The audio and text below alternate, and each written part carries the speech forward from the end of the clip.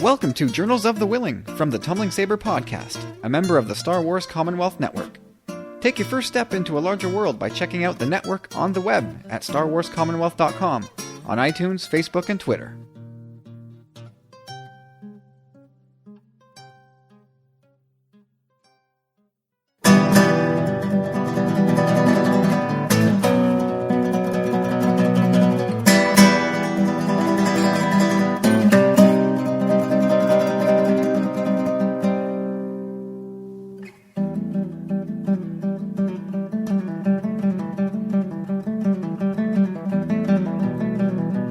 Hey everybody, welcome to the first episode of Journals of the Whilling from the Tumbling Saber crew. Glad to have you with us. Today we're going to talk about the lead into Rogue One, the Catalyst novel by James Luceno. 330 some odd pages of Star Wars goodness, and man, this was a really good book. Man, I loved it. Oh man. So with me is Steve. You just heard him there. Steve, how you doing, man? I'm awesome. How are you? I am doing great. I'm a little bit tired, but also a pack of nerves. Excited to see Rogue One tomorrow night. Right now is Wednesday. It's getting on late in the evening. And then in 24 hours from this moment, I think the trailers attached to Rogue One will have been dispensed with. And we will be in the opening scenes of Rogue One. And I cannot wait. Oh, man. It's so close. Now, you're going tomorrow, I think at 7 o'clock, you said? Tomorrow, no, a little later. We have tickets for, I think it's a 10:15 or 10:45. One or the Okay, other. so we'll be there. We'll be together in spirit, I suppose. Oh, totally. Yeah, can't wait. But before we get there, we're going to have to get the people up to date with the happenings in the galaxy far, far away with regards to our new pals. That would be Galen Erso and Jin and Lyra, Saw Gerrera, all those guys. We're gonna have to spoil this book for people who either don't want to read it, can't read it, or are otherwise too busy. So, what do you say we get into that? It's a lot to unpack.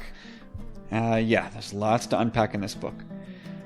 So I figured the best way to start this would be to just talk about our general expectations of this book going in.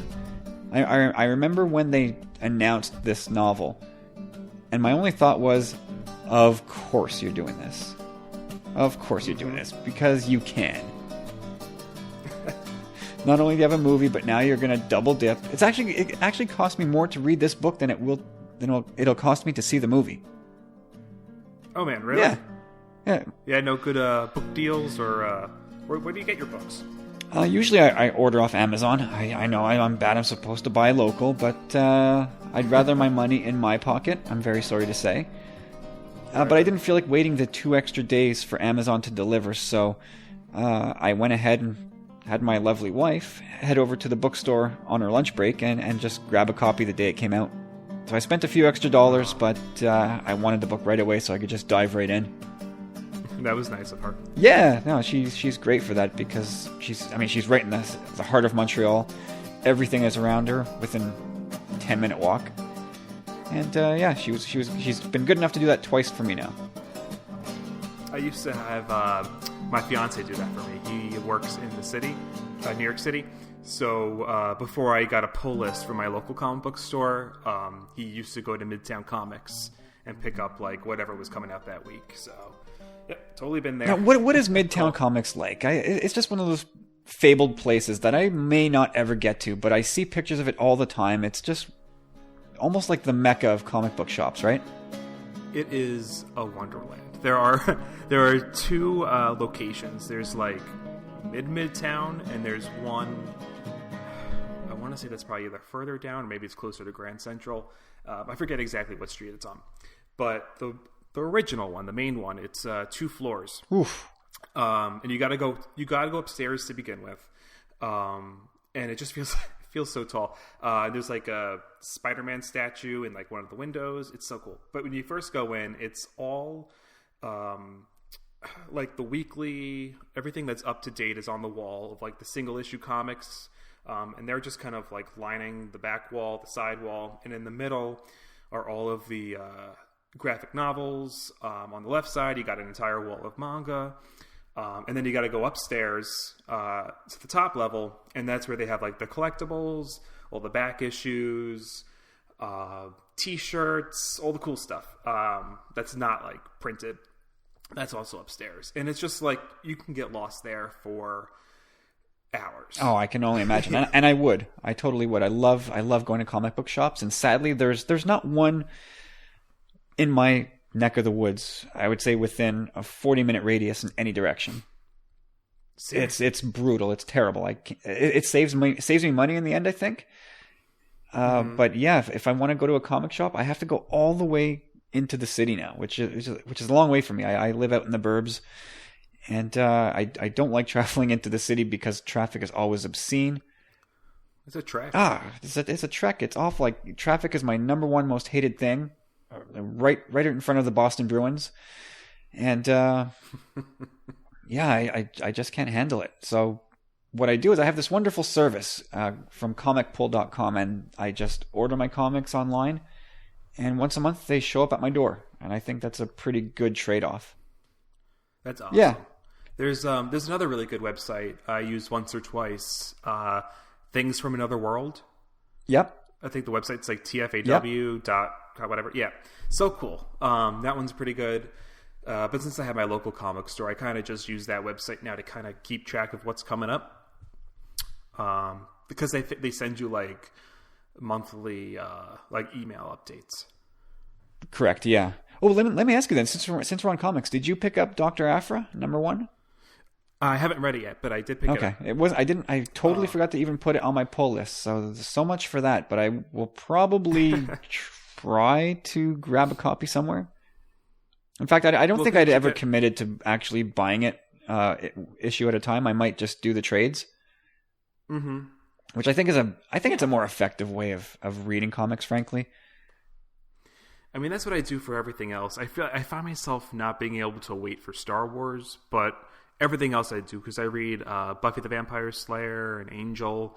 I get the trades for those. I'm a big Aquaman nerd. People hate on him, but I love the him. new Aquaman's great. Oh, he's awesome. He's so awesome. So I've been reading those. Actually, one of my favorite directors now. He's the one directing the Aquaman movie, James Wan.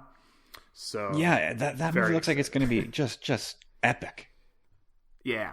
And I like Jason Momoa. I was a little like iffy because I kind of like the clean, the Arthur Curry of the comics right now. You know, they're kind of going for a very like barbaric Arthur Curry. So I don't know. I mean, but I do like him from Game of Thrones. So I think he'll do a good job. I think so too. He looks really imposing. Yeah. I mean, they're clearly going for a different tone, as they've done in those DC movies.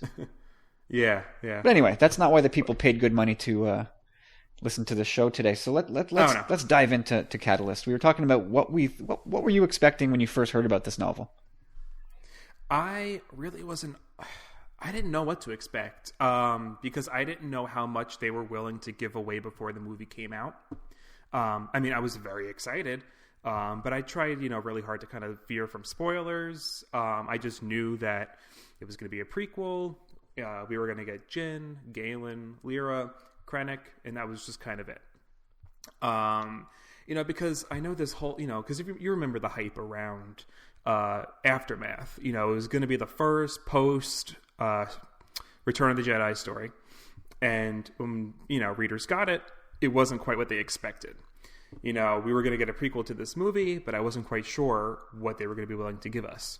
So I kind of just went in with an open mind. I figured they weren't going to try to spoil too much, but surprisingly, I think we got a lot. What did you think? Yeah, well, like you, when it first was announced, I don't recall there being a whole lot of description as to what the content would be or what the story would be. But I guess eventually they did release that synopsis, which sounded really interesting. To know that we were going to find out about that relationship between Galen and Krennic was incredibly enticing, and to learn about probably baby Jin, that was great. How the Death Star came to be, but I think I always kind of assumed that with like any Star Wars, you would get some typical Star Wars action, and this book essentially has no action in it whatsoever. And that might sound crazy to people who don't read a lot of the books. How can you read a Star Wars book with no action? But I don't think this book suffers for it. Oh, no, not at all. But that's totally the author's style. James Lucino, right? Is that how you say it? I don't know. I call him Lucino. Maybe it's Lucino. I have no idea. No clue. Let's just call him JC. JC. Oh, I like it. So that's just JC's style, because he also did Tarkin. And eventually we'll get into that as well. We'll probably do an episode on that.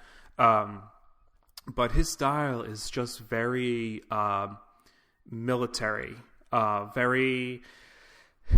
I don't know. It's a military drama. Yeah, I've heard it described as the House of Cards of Star Wars novels, and that Krennic is the Frank Underwood. Oh.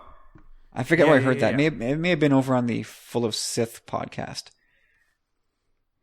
Oh, I completely see that. That's kind of. I mean, that would have been the parallel I would have drawn, because it's really the only political thriller show that I know. Mm-hmm. And yeah, Frank Underwood is kind of a great analog for Krennic. Oh, 100%. Like, the way Krennic pulls the strings, he's manipulative. He knows just exactly who he needs to push in what direction. Oh my god, the parallels are there. They were definitely there. All right, so I mean, let's talk about some of these main characters. Let's kick it off with Galen. Mm-hmm. It's nice to know. I like having a definitive vision of the character in my head. So we already knew Mads Mikkelsen was going to be this character, so it was easy to envision the guy throughout the novel, which was great. Oh yeah, definitely a captivating character, and I wonder, because I haven't heard anybody really talk about this yet, but I found that there was a certain Anakin Skywalker quality to him, in that he was a child prodigy who grew up in sort of I don't want to say poverty, but less than ideal circumstances, who left home at a relatively young age to pursue his dreams and so he could take advantage of his gifts, and who ended up being manipulated by some nefarious dude, just like Anakin did. Right. So I thought, well, there's a neat parallel to the larger Star Wars universe. Galen. If I were to use 3 words to describe Galen, aside from his brilliance, naive would be one.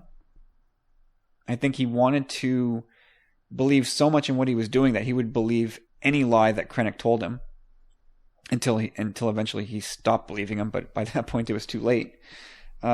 Socially inept would be another. He just perfectly embodies that dorky scientist type, right? Where that just has no social skills at all. Right. And I guess there really is no getting around his brilliance. That's just who he is. I think you hit on something with his naivete. He was looking for anything to, I think, validate his need to research, and it left him susceptible to Krennic's kind of manipulation, I think. Yeah, one of the stereotypes about these genius researchers, whether in fiction or not, is that they become obsessed with their work. They have to, it becomes personal. They have to figure out this issue. They've got to solve the equation. And it was figuring out how to contain or draw the power out of a kyber crystal and harness it. That became just, he became fixated on it. Mm-hmm. He needed to figure it out, and he was willing to buy any reason that would allow him to continue that research until of course it was too late. Oh, of course. Always too late. I mean, you could kind of tell it was a bit of like a tango, though, because there were moments where his conscience was getting at him. Obviously Lyra was the embodiment of that conscience, and we'll get more into that when we talk about her character too. But it was just kind of like this back and forth. I kind of just imagined like Krennic was the devil on his shoulder, Lyra was the angel on his shoulder, and it was kind of like this back and forth tug of war. between doing the right thing and doing what he intended with his research. Yeah, exactly. Definitely. So something else that I thought was interesting about Galen, and of course, I don't want to be too literal about this, but since we're talking about a novel from a Star Wars veteran writer, it sounded very much to me like they want us to ask the question whether or not Galen had some kind of latent force power. So I'm referring to specifically to a line on page 100 at the very, very, very bottom of the page of the hardback. It would be different if you have the Kindle book. But it described him as, it says Galen as something of a superstar in scientific circles, a master of the invisible connections between things, which in and of itself doesn't sound like much. But it jumped out at me as, okay, well, like the Jedi, they can see things that other people can't, or feel connections between things that other people may not necessarily feel. And then over on the next page, page 101, another one, and this was the one I said, okay, it's starting to feel like you're hitting me over the head with a mallet here. He saw the world as if with extrasensory eyes and ears. And that one kind of jumped out at me. And I don't think that Galen was any type of Force user, but it sounds like maybe it influenced him in ways that maybe he wasn't aware of. I think you're hitting on something very important, because they're clearly trying to describe the Force in very different ways than we're used to thinking about it. The Force is something that permeates, all living beings. Clearly, it influences everybody on different levels. So someone with Galen's level of intellect, just being a genius may in some way connect him to the Force intellectually, maybe intuitively. Whereas in Maz Kanata, I don't remember, was that deleted scene in the book where she used the Force explicitly? I never read the novelization. So I don't know if it's canon, but they seem to imply that she knows the Force without being a quote-unquote Force user. So, kind of like the way people are seers, or the people can move the Force. He just may be influenced by the Force in a different way. That be it his intellect. Yeah, maybe he had this hyperactive intellect. But here's another one. So one that I forgot about on page 78. This is in the section where Galen is sort of charting out his future, and he's a very young man here. By then, Galen had been narrowing his fields of interest and had settled on crystallography and energy enhancement. Or as Galen saw it, crystals had chosen him. And if you've read the Ahsoka novel, I think they may actually use almost that, not word for word, but they imply the same point, that crystals kind of choose the Jedi, call out to the Jedi. Right. So here are crystals, as Galen saw it, calling out to him.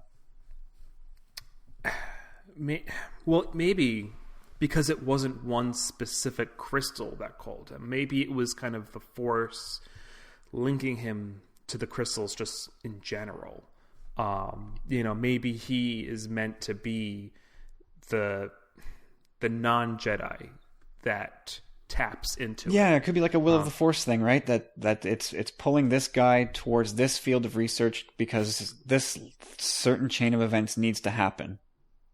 But then that begs the question, is that wouldn't the Force intuitively then, because wouldn't the Force then intervene if just kind of speaking it as if it is some kind of being, but it eventually led to destruction, his research. So whether he was meant to study these crystals or not, it backfired on the Force if it was a will of the Force. Yeah, I guess eventually it pays off. But eventually? But yeah, it took the loss of Alderaan to get there, and the loss of countless other worlds and beings. Right. So, I guess the Force works in mysterious ways. Yeah, and I typically don't like using that line of thinking because you could use that to explain anything in Star Wars, which I think enables lazy storytelling and even lazier fan analysis, which I hope to avoid. Yes. Oh man. But it's worth to get it out there and kind of talk about it because it's just the Force is a thing. Yeah, for sure. There's a bunch of things going on with Galen that made me think that the Force, if he wasn't using the Force, and I don't believe he was. He almost seemed like he didn't really care a whole lot about the Jedi. Mm-hmm. That he was kind of skeptical of the ways. I mean, he's a scientist, right? Right.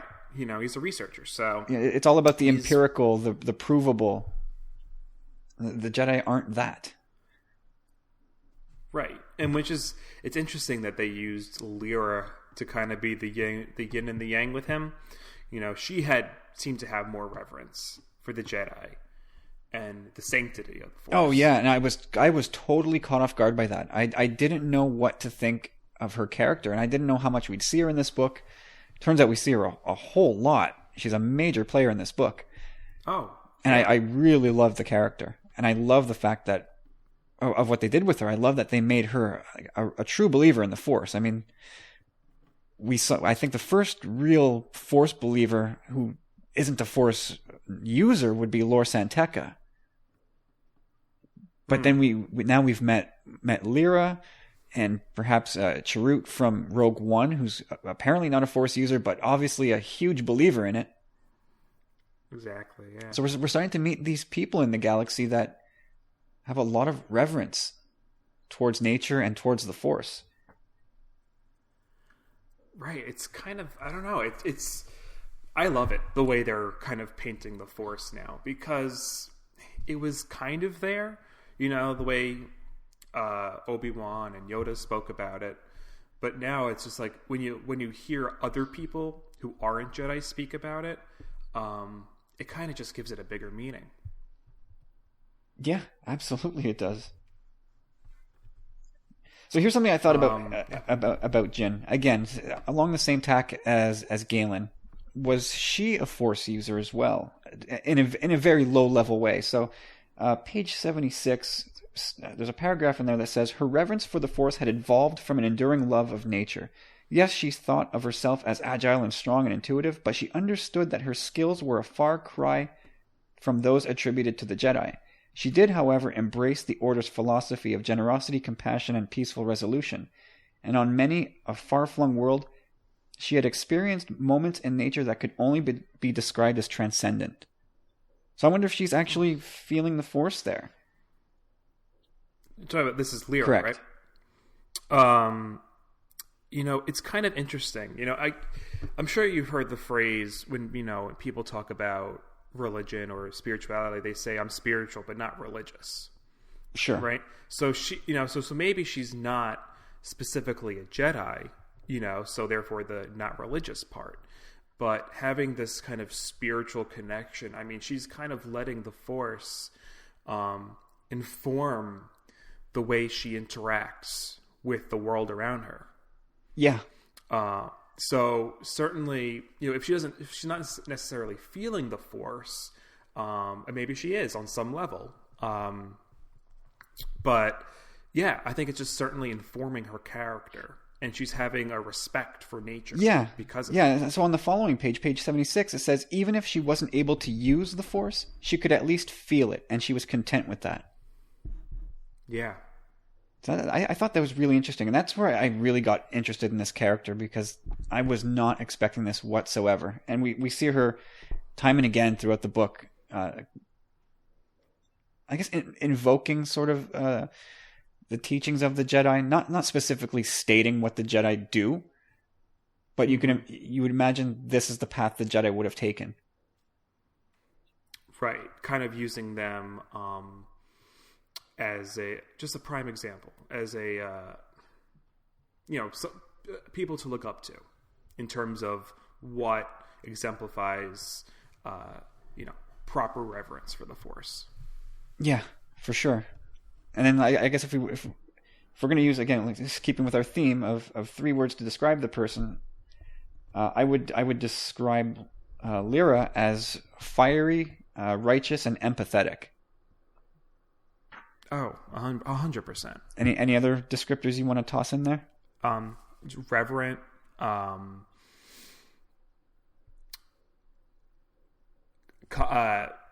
having conscience. I think you nailed it, though. Yeah, she's got a strong sense of morals, ethics, I guess. Mm-hmm. Very, very fascinating character. And then, of course, little Jin, who pops into the book fairly early on. And I think it's ironic. I'm sure there's probably some other term for what I'm trying to describe. But born in the springtime on this planet called Vault. Born in the spring when hope springs anew in a prison.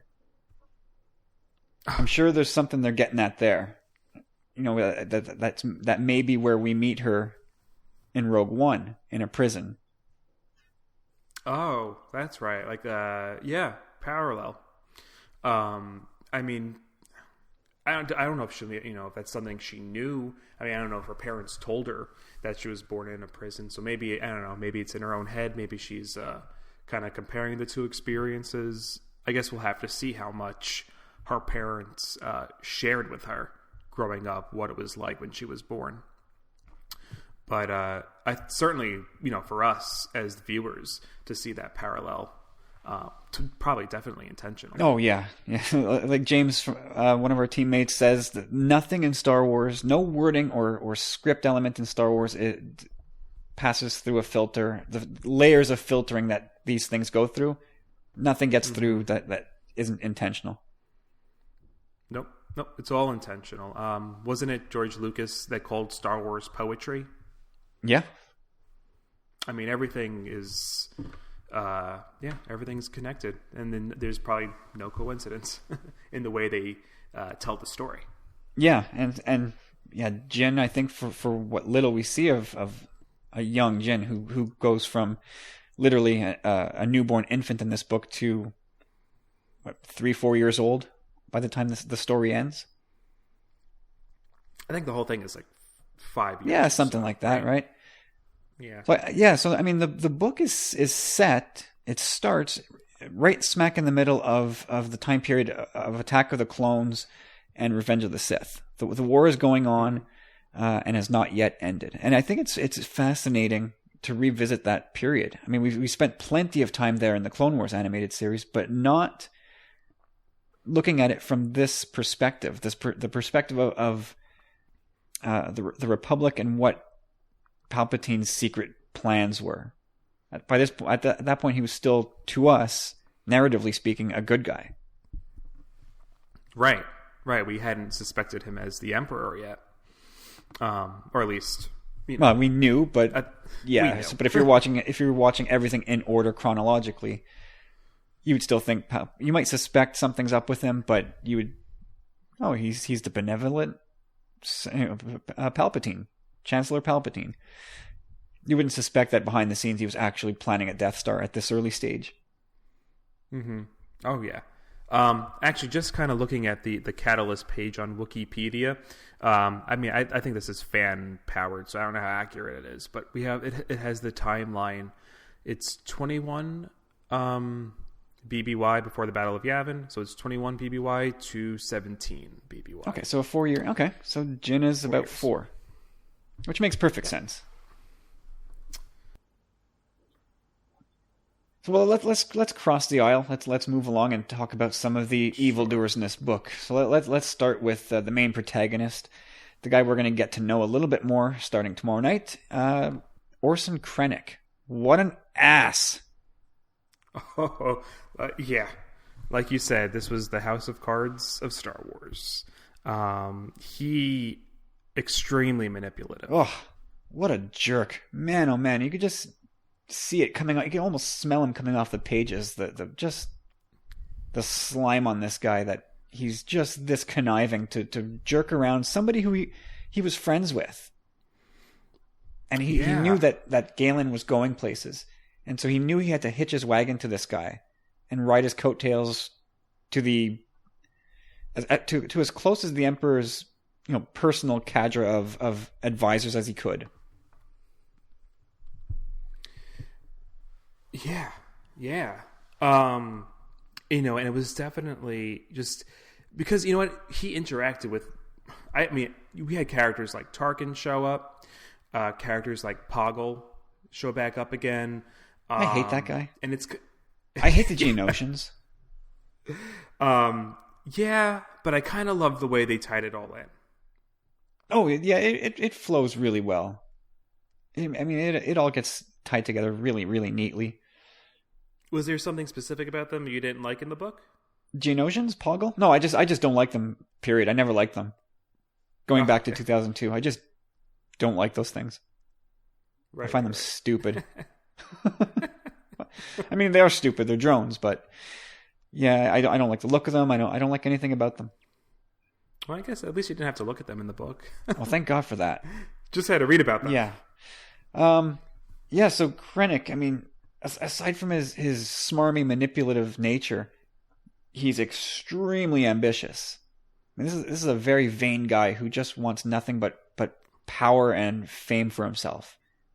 Mm-hmm. And he's willing to do anything, overstep his own boundaries, throw people under the bus, kill people, kill thousands of people, like lots of people, spend Imperial resources where he doesn't have permission to. Get to loggerheads with guys like Tarkin just to further his own agenda. He was considering offing Lyra. Right, by the end of it, he was like, "She's got to go. She has to go." I think even both of them, he was like, they both might have to go. I'm trying to remember. It was like towards the end, like when we were getting to the climax. I think when he went to confront them together. Yeah. So earlier on in the book, he's actually eavesdropping on a conversation between them. He's decided he's going to track every one of the Urso's movements and spy on them as much as possible, because he had started suspecting that Lyra's morality would influence Galen. And sure enough, he was right. Krennic's no dummy. He's evil, but he's not a dummy. And so he's like, I'm going to have to keep an eye on this Lyra. She's trouble. And then, of course, as Lyra continues to influence her husband, Krennic gets to that point where that's it. She's got to go. And he was also considering, can I concoct a type of accident for Lyra and Jin? Yeah. Like, oh, Jesus. Dude, come on, man. It's a kid. Stop at nothing. Nothing. No, this is a guy willing to step between a family and literally break the family apart. And the only reason why he didn't is because he figured that Galen would be so distraught and destroyed over the loss of his wife and child that, maybe I can't go there yet. Right. Yeah. What? I guess we hit it. Like, what stood out to you most about Krennic? Like, what was something that you weren't expecting? Did you expect him to be that ruthless? No. Sorry, frankly, I didn't expect him to be that ruthless. There's that part where there's that industrial accident on one of the worlds where some of their research is based in, and was it Hippori? No, which one was it? It was starts with an M. I can't remember the Malbus. No, that's Baze's last name. I'm trying to look it up right now. But what? Yeah, but yeah, I know the one you're. So there's an accident, and 10,000 people are killed because of this factory that explodes due to like a malfunction with the Kyber crystal and all the instrumentation attached to it. And he's like, well, that's too bad, but how can I use this to my advantage? And he finds a way to spin it to Galen that it's insurgents, rebels did this. Fragmental factions from the war, causing trouble to the big benevolent Grand Empire. Look what they're doing. Galen, we need your research more than ever. You got to step it up. And unbelievable how this guy continued to just lie and manipulate throughout the book. Mm-hmm. Malpaz, is that the one you're... Yeah. I'm pretty sure that's where the accident was. Yeah. Right, because that was the planet his former colleague was on, right? Dagio Belkos? Yes. Yep. Yeah, so they have more than one colleague who mysteriously disappears. Where did they go? They're no longer part of the Empire's records. It's as if they never existed, and they never hear from them again.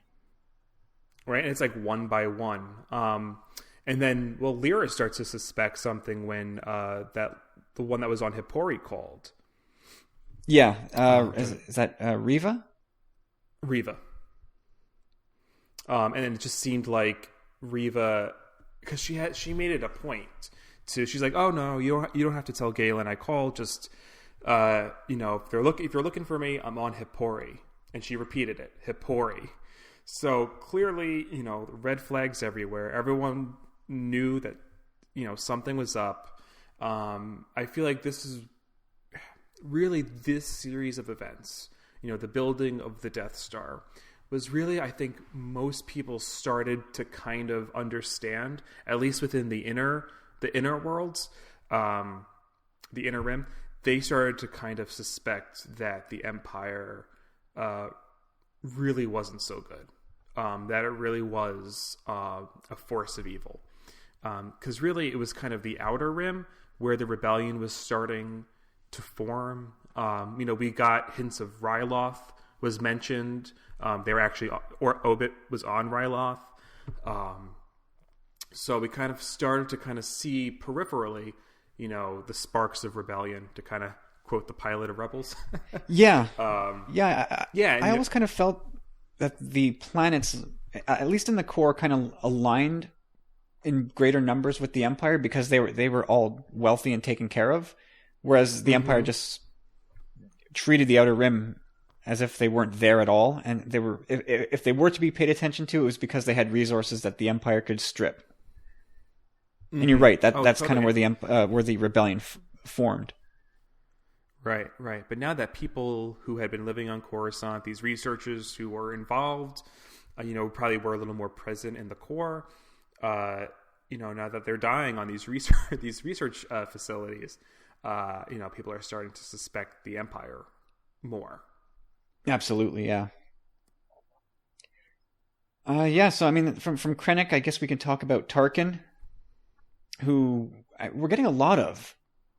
We get. I mean, this all. Imagine all of this characterization of Tarkin is all based off of a few minutes of Peter Cushing in A New Hope, and I think that really speaks to the impact that Peter Cushing had on this saga that maybe went under the radar for a long time. I mean, that guy's face, his voice, he's just the perfect, ruthless, strict, by the book company man. I never really cared a whole lot about Tarkin, and I still think he's a grade A jerk. But he's one I really appreciate getting to know because it gives you a lot of insight into the Empire. I mean, Star Wars has a lot of those characters that you kind of just love to hate, and I think Krennic, is kind of quickly kind of going up that ladder for me. Not to, backtrack a little bit there, but, ruthless, and I love that. And I think Tarkin, you got that from his short time in A New Hope, but JC, as we're calling it, right? Should be. I called him JC, but it shouldn't be. It's just because there's a hard C in his name. I guess he should be JL, but that sounds JL. Weak. Well, let's just settle on a pronunciation. What do you say? We'll call him Jimmy L. Jimmy L. Well, leave it to Jimmy L. I mean, he really did a great job. Breathing more life into this character. You didn't read Tarkin yet, right? I was reading it when I got my hands on Catalyst, so I parked Tarkin for a bit. I wasn't that deep into it. I was only about 40 pages in, so I'll probably start over. It's been a month now. I probably need to start over. Well, if that's our next episode, then I got some wood to chop. Hey, audiobooks, man. If you find yourself pressed for time, Some people actually even go back and forth between audiobook for one chapter, or if they find themselves at home, then they'll maybe pick up the book. Yeah, I I need to explore that option more deeply. Yeah, but yeah, no, he did a fantastic job, and I think he clearly, it's great that he was the one to write both Tarkin and Catalyst. Oh yeah, because those styles were shared, and they're both very similar stories. Yeah, I would think that they probably mesh together in very subtle ways, and I think the time periods overlap. Yeah, because Tarkin. Oh, I could be wrong. Does Tarkin take place after Catalyst? Because Tarkin's after Revenge of the Sith. Yes. So, yeah, I think you're right. I think there is a lot of overlapping. So this battle, in the salient system, I think probably happens maybe right before Tarkin. Possibly. Yes. Yeah, maybe. Now I'm excited to go back into that book. But yeah, because that's his whole rise to power himself. So it's kind of interesting. You see these two characters, Tarkin and Krennic, both equally ambitious. Catalyst being Krennic's rise to power, and Tarkin, the novel, being Tarkin's rise to power. So it's cool. So once you finish Tarkin, it'll be nice to kind of compare the two. And they're both very different. Krennic, like we said, he's this very manipulative, very Frank Underwood, House of Cards, very pulling the strings kind of guy. While Tarkin, I don't know. I guess he kind of plays by the book a little more. He's born and bred to be an Imperial agent, whereas Krennic is a bit of an outsider. He's part of this division of the Empire that we've never heard of before. It's sort of an outside thing. Mm-hmm. Director of whatever he is, some kind of research director or special projects. It's this odd ranking that comes from an offshoot of the Empire that we've never ever heard of. Whereas Tarkin, and we know he descends off the organizational chart, like right beneath the Emperor. But yeah, for all the stuff that we've gotten on Tarkin, I don't know that it necessarily deepens the character. Like he's always kind of that one note. Like you kind of know what he's going to do. It's always going to be he's always going to do what's of benefit to the Empire, and if it happens to benefit himself, well, great. So that's true. It's kind of no. I think you're right. I don't really think it advanced any character development on his end, but just having him there places us where we are in the story, I think. And I think it was definitely important to have his involvement. Oh yeah, it lets you know sort of at what level of the Empire, how high up the food chain that you're dealing.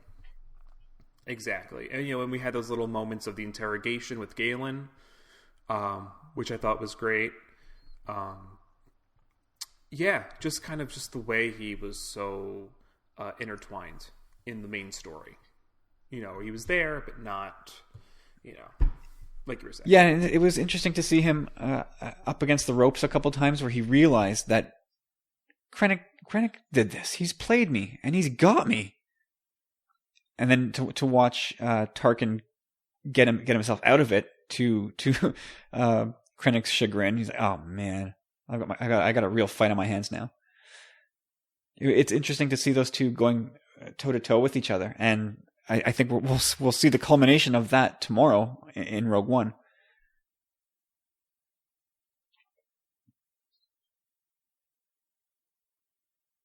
Yeah, no, this is really. I think it's a win-win for everybody. I don't think you need to read Catalyst to enjoy Rogue One. But having this knowledge now and seeing to the extent at which these people know each other and love and hate each other, as the case may be, it's really going to hit home, I think, a little bit harder when you see the outcomes.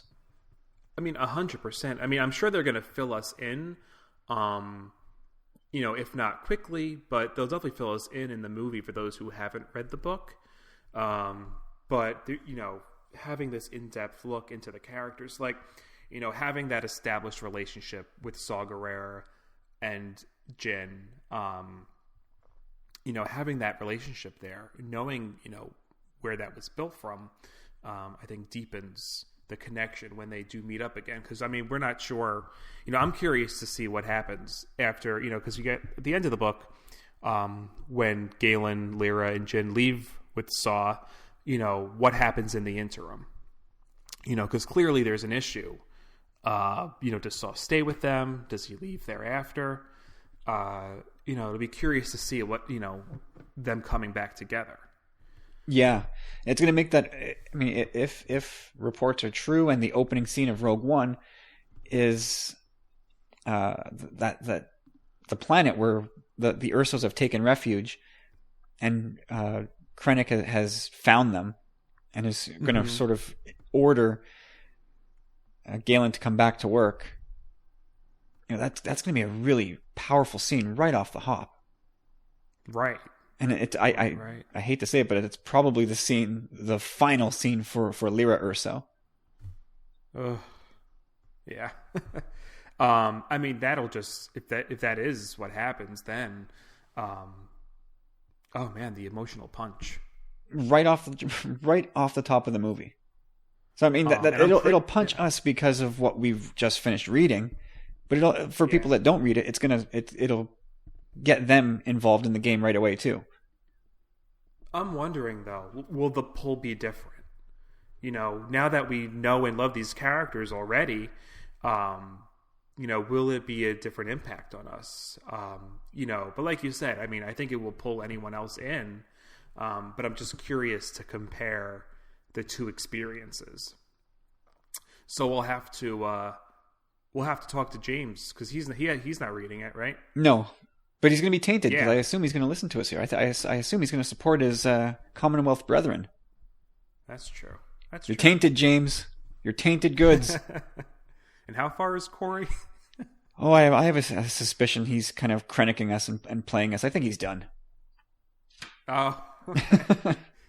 You're giving him that much credit? Yeah. He's the tumbling saber Krennic? I think so. Yeah, maybe.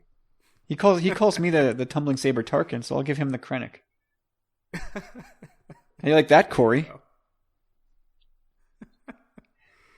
Yeah. Well, you have to see. You'll test them to see if he really listens to this show. Don't tell him you gave him a shout out. Just see if he really does listen to the show. Yeah, we'll find out by this time tomorrow. I hope to have that answer. Okay, so you mentioned his name. We'll do a little bonus character recap here. Saw Gerrera, who we meet way back in the Clone Wars, a character conceived and partially developed by George Lucas. He was in a 3-part arc on his homeworld of Onderon, which was under assault from the Separatists, and the rebels there, the insurgents that he's a part of, that he eventually leads, they're trained by Anakin and Ahsoka. So it's interesting to see that Saw is going to eventually oppose what becomes of Anakin, and now who he's now working for. Yeah. So you've seen these episodes. I have not gotten up to that part of the Clone Wars yet, but this might be stepping ahead a little too much. But I think it's, this kind of really solidifies, because Saw Gerrera, he started in the animated show, right? That was his first appearance. Correct. Was in the Clone Wars. So Lucasfilm is really giving credit, and they're really validating the animated series now. That Saw is the first to kind of fully make the jump from animated to live action. Which I guess is going to give the Ahsoka fans little hope. For sure. Yeah. But I do love that tie-in. I feel like I'm missing a little, having not seen his episodes. But, from the little bit we do get from him in Catalyst, him being the eventual person that the Ursos rely on for safety. I love seeing that connection developed. Yeah, I love legitimizing the Clone Wars in this way. The only thing I wasn't crazy about and I know that the tone of the book is probably the reason for that, is that he's sort of branded by the rebellion as too much of an extremist. So I'm curious to see how far this guy has gone in the past to dethrone the Empire or disrupt their activity.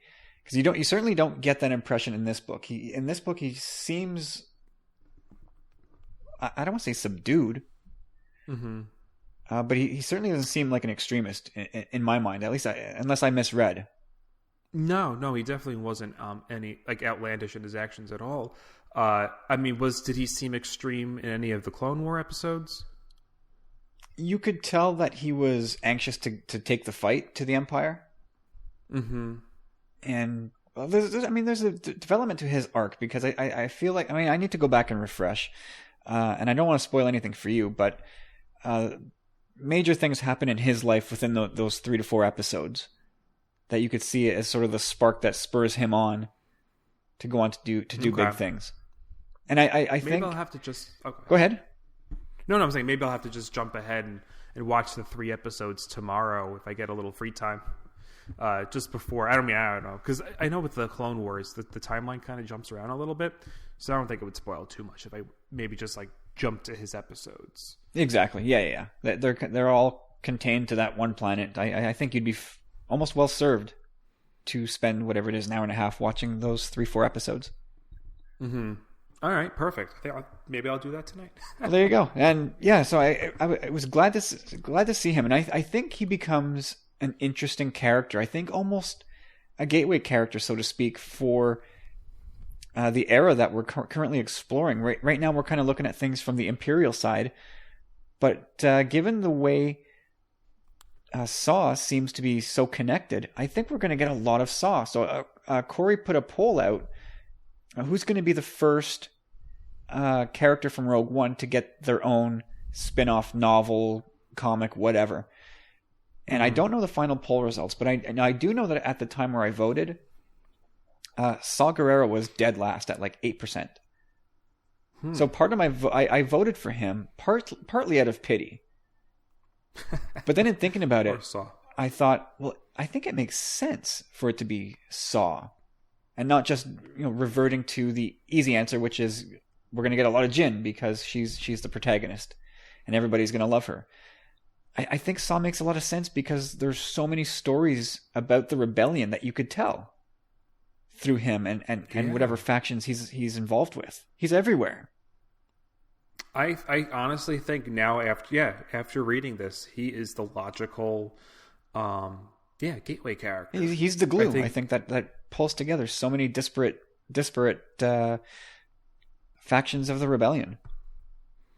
Right? I mean, I feel like this novel was really the time for, say, Galen and Lyra to shine. I think the Rogue One movie will be Jyn's time in the sun, but I can't really see them doing too much else with Jyn. I mean, we'll see whatever the fate of her character is.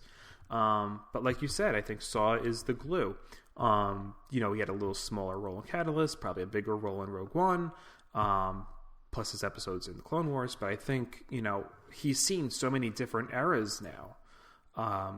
It would be perfect to kind of see some stuff from his perspective. Yeah, for sure.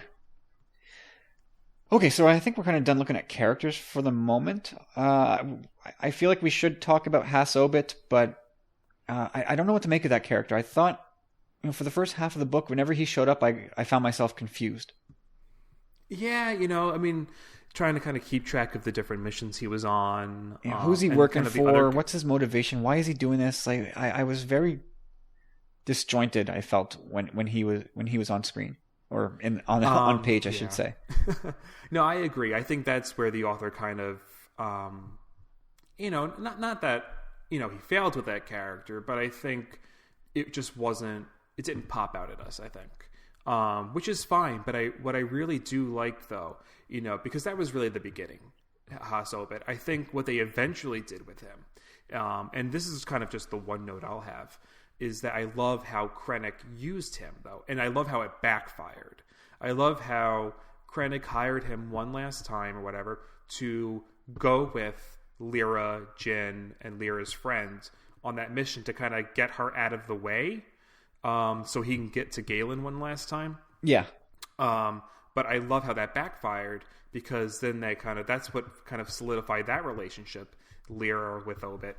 And really was when they took a little side tour to go see those ravaged worlds that the Empire had destroyed. That was sort of where the wires touched in Lyra's mind, and she's like, "That's it, enough. We are wrapped up in something really, really terrible here. And Galen's got to get out of this." Mm-hmm. And that really was what foiled Krennic's overall plan. Yep, at least within the novel. So we it was really the second half of the book I found where Obit's role became clearer, but I still wasn't thrilled with his scenes. I just couldn't quite follow them all the time. Maybe that's a me problem. No, I mean, I had the same issue as well. So you're definitely not alone in that. All right. Okay, so let's speed along here. What did you learn about the Empire from this book? This whole book is told, most of the book is told from the perspective of Imperials. So what did you learn about the Empire that you suspected and now is confirmed, or didn't know at all? I might have to think about that just a little bit. Why don't you take that one? Okay, so the atrocities that the Empire committed against people, against nature, it was one of those things that we kind of suspected. Mm-hmm. Like, where did they get all the materials to build that Death Star, which is 120 kilometers, whatever that is, 80 miles across? How did they get all that material? Well, the answer is pretty simple. They destroyed world after world after world to mine it. Mm-hmm. And I think Jimmy L did a good job in delivering some substantial impact when you would visit these worlds and there's just nothing left of them. They're dead worlds. And you would see sometimes Galen's or Lyra's shock saying, "We were just here. Like, this planet was beautiful. Like, right before the war, what the hell happened here?" And it was the Empire who just tore it to shreds, literally.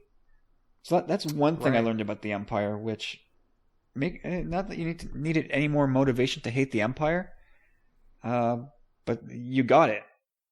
Like, they were just unrelenting in how they would just do what they needed to do at no matter what the cost to build up their machine. Right, 100%. I mean, the total lack of ethics and the lack of just reverence for other systems and people and cultures that the Empire had, and just the environment in general. Something, and you probably noticed that I noted it in the show notes. Jimmy L, that's what we're calling him. Jimmy L, he really touched on a lot of, I think, just relevant politics and topics of our times. When you kind of look at the salient system and how they're kind of a self-functioning system. Supposedly, they're supposed to be untouched by the Empire. And I don't know the legacy worlds. The legacy worlds that were supposed to be protected. Supposed to be protected, and I don't know if you got this when you were reading it, but it, being American, it made me think of the Native Americans, and the way we as voyagers and colonists came and took their land and their resources, and kind of the way we treated people. Yeah, I mean, we're no better in Canada when it comes to the way natives were treated. Right, and I think he really touched on that. I mean, you probably saw, I put in the show notes too, the Dakota Access Pipeline, that whole big situation that's going on. And actually, it's interesting, not to, mix too many fandoms, but I was reading an iTunes review of the book, and someone said this was actually a very Star Trek episode or Star Trek story of Star Wars, because Star Trek did a lot of these ethical dilemma stories. Oh, absolutely, absolutely. So this was very much, and this is what I think Lucino really touches on in his writing, and there's a little bit of this in Tarkin as well. He touches on kind of just the human condition and the way we treat others and just these ethical dilemmas. And I think that really shined through, both with the way the Empire treated worlds and also the way Galen and Lyra viewed the Kyber crystals. Yeah, well, it's interesting you say that. That's kind of where I want to go next. Before we're getting close to the end here. Kyber crystals. We've been learning a lot about them. We got a little bit of them in the Clone Wars cartoon.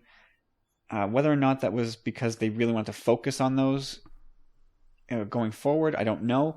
But it seems very intentional now. That, right. Like I've been saying for a while now that Kyber crystals are the new midichlorian, and that these are the devices by which we will learn a bit about the Force. I think it's much more accepted than midichlorians, though. Don't you think? Yeah, for sure. It's connected almost exclusively to the Jedi until we meet the Death Star. But yeah, I think Kyber crystals are being treated in a much different way.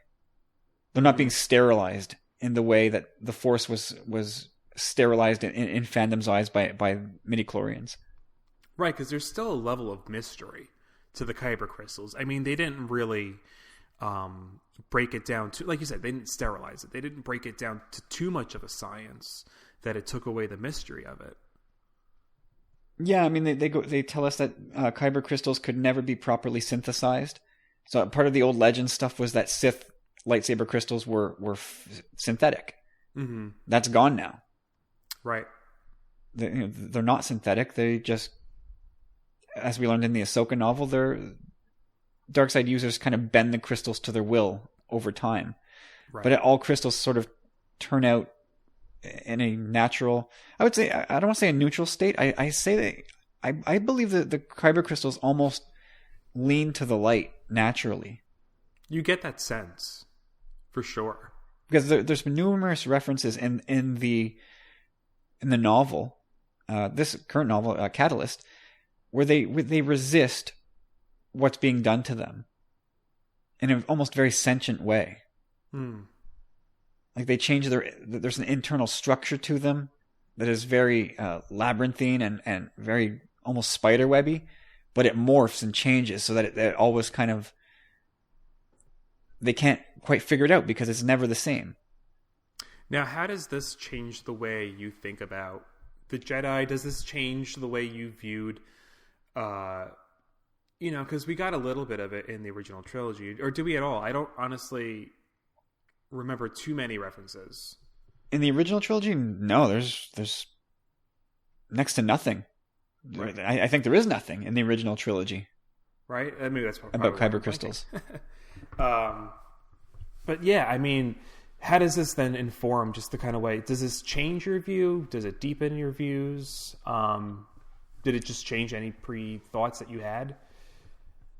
I guess it's slowly changing. I used to think that. Well, I bought into the whole Sith crystals are synthetic, so that was a simple thing. Mm-hmm.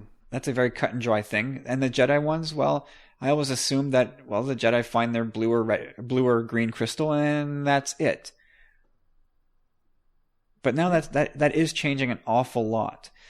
The Ahsoka novel goes to great lengths to teach us how a Jedi kind of finds their crystal. They hear the crystal kind of calling out to them.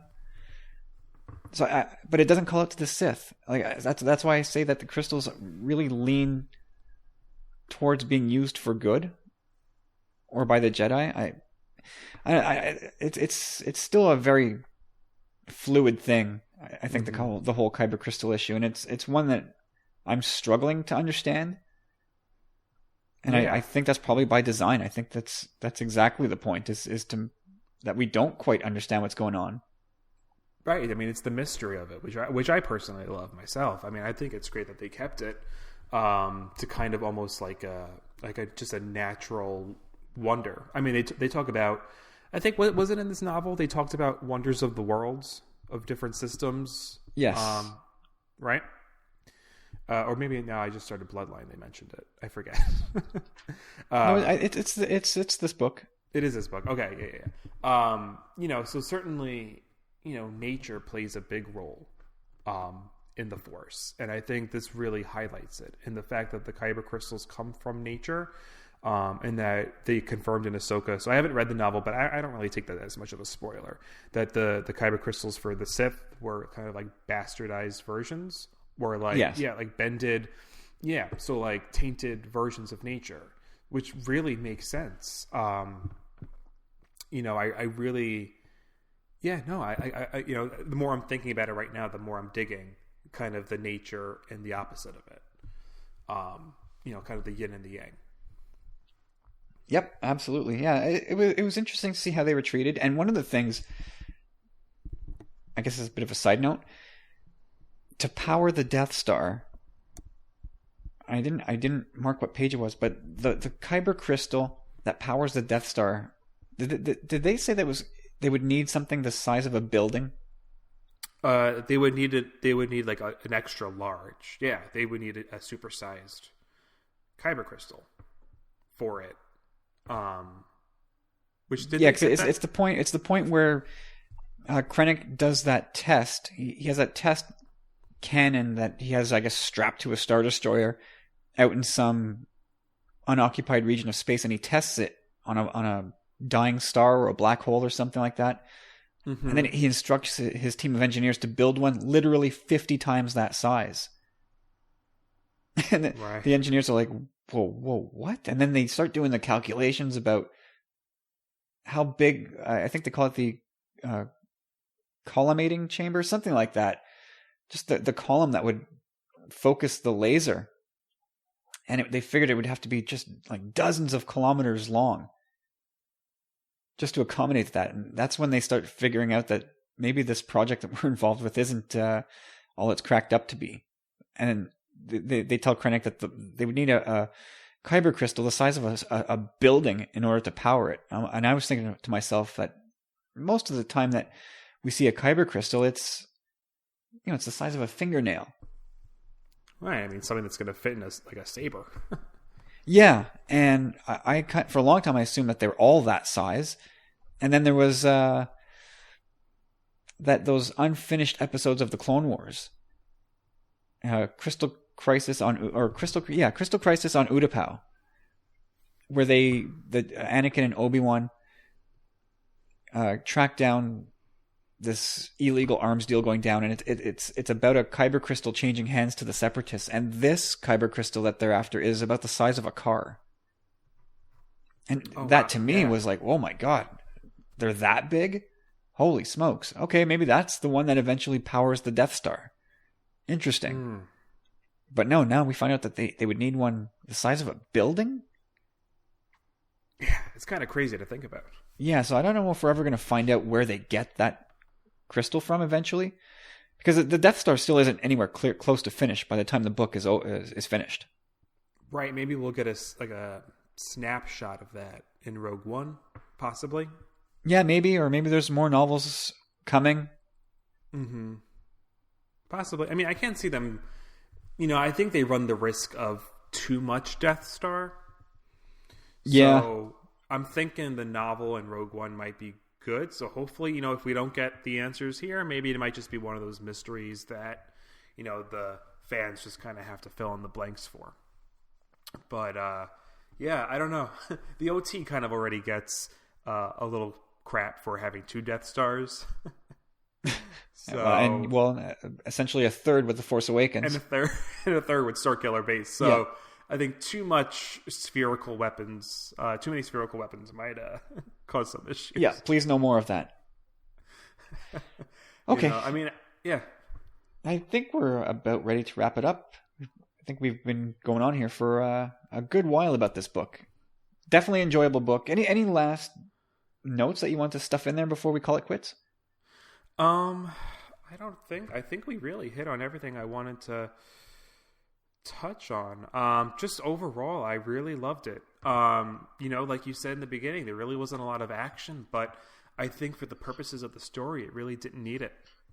I think it was really a strong character drama. It was a strong ethical dilemma story. Very fitting, I think, of just the Star Wars world. And I think, this kind of new, everything's kind of like the gray area, So I think this kind of just further highlights that. Galen, who is so blinded by his research, but kind of also still wanted what was best for his family, kind of just that gray area going back and forth between the two. So yeah, there's that definitely that struggle within. Yeah. Any Easter eggs that you were able to suss out? I think. Well, I think most of the stuff that I was taken with was very upfront. Kind of obviously the Geonosian connection. I didn't see any of the little stuff. Did you catch anything? I caught two things. Page 98, there's two mentions of Clone Wars characters, Lock Durd and Nuvo Vindi. So if you've watched Clone Wars, there's a Nemoidian voiced by George Takei. So yep. They reference that character, and Nuvo Vindi was that mad scientist type. I think that it was the Blue Fever, something like that. The episode where Padme and Ahsoka both contract that horrible virus on Naboo. Gotcha. So they reference those two characters just once, very, very quickly. And I had to look it up. I'm like, I know those names. Excuse me. I know those names. So who are they? And they do reference those unfinished Clone War episodes on page 167. That car-sized kyber crystal I was just talking about. Mm-hmm. So yeah, if you have the book, just go back to page 167, right in the middle of the page. Direct reference. Great catches. I might have to maybe I'll have to do a second read on the book. Well, we got a lot more reading to do. I know. And it's never going to stop, ever. No, that's the thing. It's like you kind of just got to keep pushing forward. Absolutely. And other than that, the thought of Geonosians building the Death Star, I can't wrap my head around that. I can't envision the Death Star from A New Hope that we saw so much of being worked on by Geonosians. I just can't picture it. Nope. Can't get past that? No, it's a visual I just can't reconcile. Yeah. But it was funny though in this book when right leading up to Revenge of the Sith, when Poggle the Lesser wants out, and he kind of gets his drone workers to just destroy 6 months worth of Death Star construction, because that's what the drones do. They compete for the work. And so he just manufactured like a little miniature war between the drones, and they went nuts and just destroyed everything they had just built. I thought that was funny. That was kind of funny. I like that. In a book pretty much void of any humor, that was probably the funniest part. Right. A little comic relief. Yeah, just mostly because I enjoy picturing dead Geonosians. How do you really feel? Don't get me started. I don't think we're going to see any Geonosians in Rogue One, though. I think, because what we've seen of the Death Star, it's kind of already in orbit. It looked like the final steps was just putting the dish on. Yeah. So I think we're kind of time jumping, obviously, since Jin's a teenager now. So don't forget, in Rebels, they visit Geonosis, and there's nothing left. There's no Geonosians left. Oh, yeah. So another atrocity of the Empire. Although, you know what? I might give them props for that one. A little bit of genocide on the Geonosians. I kind of have no problem with that. And there's some cool stuff. You've read Darth Vader, right? The comics? Yes. So there's been, you saw this when he went back there, and kind of those hybrid creatures. I forgot what they were called. Yeah, I forget too. I have to go back and I guess we'll do that comic series at one point too, and I will definitely have to reread that. Yeah, well, we could just like recap the whole 25 issue arc. You know, that should be easy enough.